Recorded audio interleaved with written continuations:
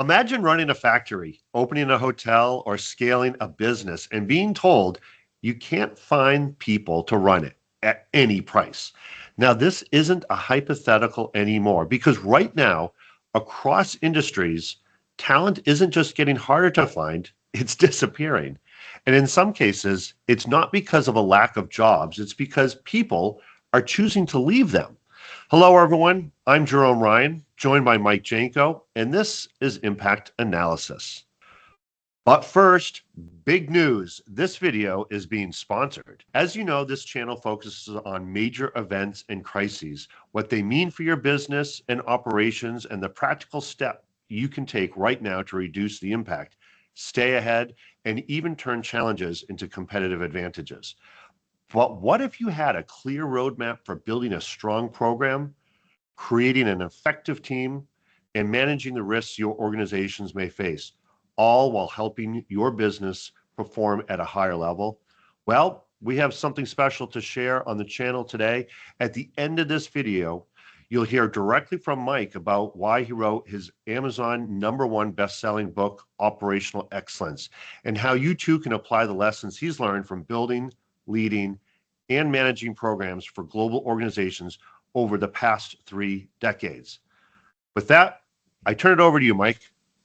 Thanks, Jerome, and hello, everyone. Today, we're talking about something many leaders take for granted: talent, people, associates, our employees. We all claim our associates are our #1 asset, and we know that they hold organizations and the whole global economy together. But right now, here's a few concerns. Younger people are moving around faster, workers are retiring, birth rates are dropping, there's big skills mismatches, and just general burnout. So what happens when talent doesn't just get expensive, but starts to disappear entirely? Today, we're breaking down why that's happening and why labor shortages could become one of the biggest constraints on resilient organizations moving forward. Across the globe, organizations are struggling to attract and retain talent. It's been building for years, but now it's accelerating. Check out these numbers. In the US alone, over 47 million people voluntarily left their jobs in 2022. Ever since then, tens of millions more continue to change jobs every year. Globally, 75% of employers report difficulty in filling roles. And these aren't just entry-level jobs, it's skilled labor, leadership, and technical roles. And here's where it gets serious. People aren't just leaving jobs, they're actually leaving industries. We're seeing early retirements, burnout-driven exits, workers shifting to roles with more flexibility, purpose, or work-life balance. At the same time, fewer workers are entering certain trades. Here in the United States, there's a famous personality named Mike Rowe who used to host Dirty Jobs, and he's been warning for years around a labor shortage in skilled trades. It's as he calls it, a long, slow burn. In addition, population growth is slowing in many developed countries. So you now have a situation where demand for talent is rising, especially demand for talent in areas that AI will have a far lower impact.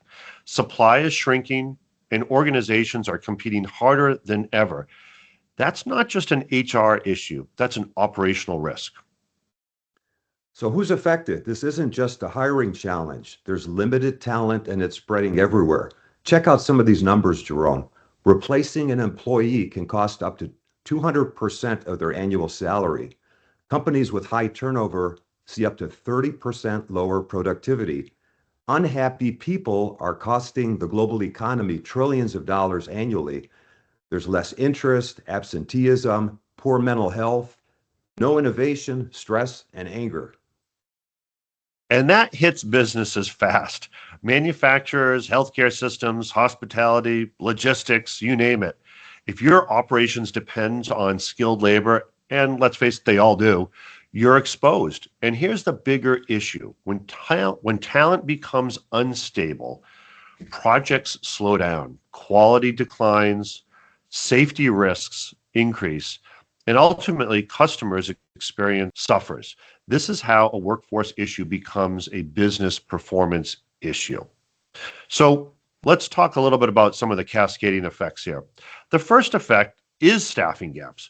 But what's coming next is even more important because it isn't just about vacancies, it's about resilience breaking down.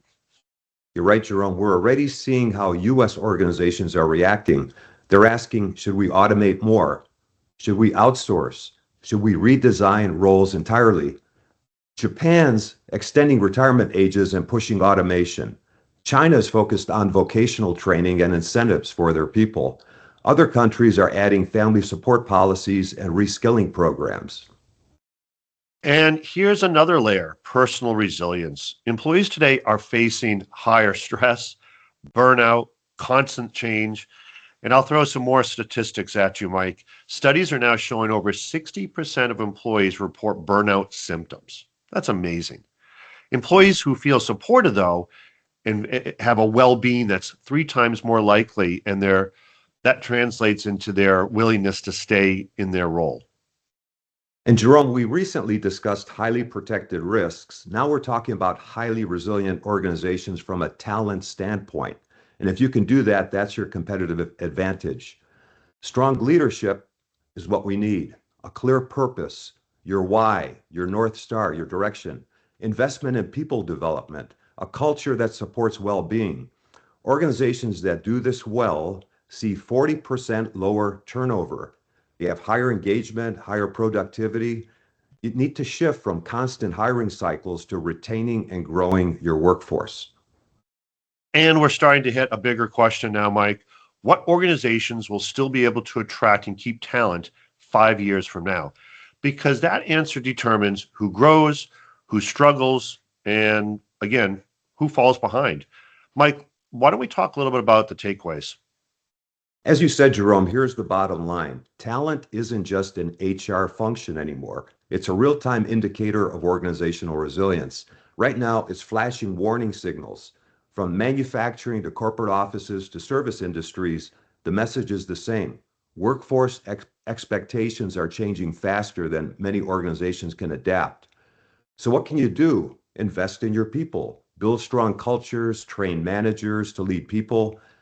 Make sure you capture and transfer knowledge. Focus on that flexibility, become operationally resilient. The way you attract and retain talent is changing right now. Yeah, so when you look at it, I think first, let's start treating talent as a strategic asset, not a replaceable resource. If people are leaving or are hard to find, that's telling you something really important.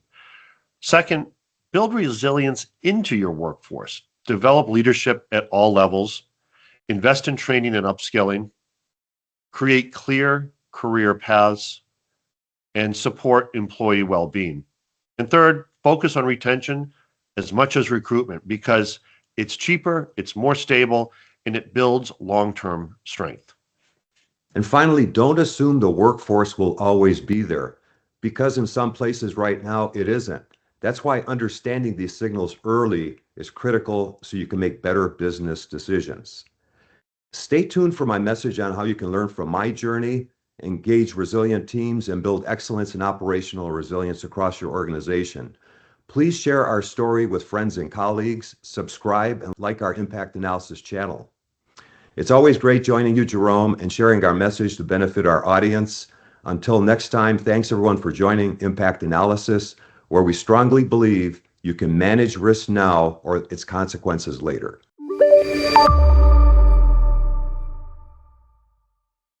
Hi, I'm Mike Janko, author of Excellence in Operational Resilience and co-host of the new YouTube channel, Impact Analysis. I wrote this book so you can learn of my journey of both personal and operational resilience.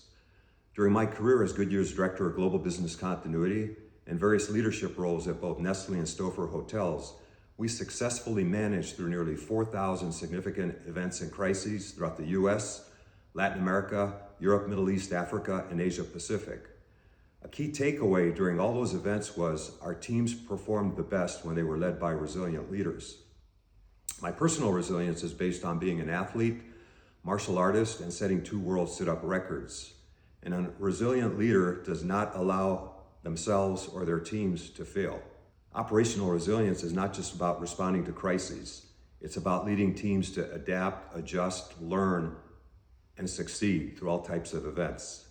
If your organization wants to improve, I suggest you get my book, Excellence in Operational Resilience. After all, the only thing harder than being resilient is explaining why you aren't.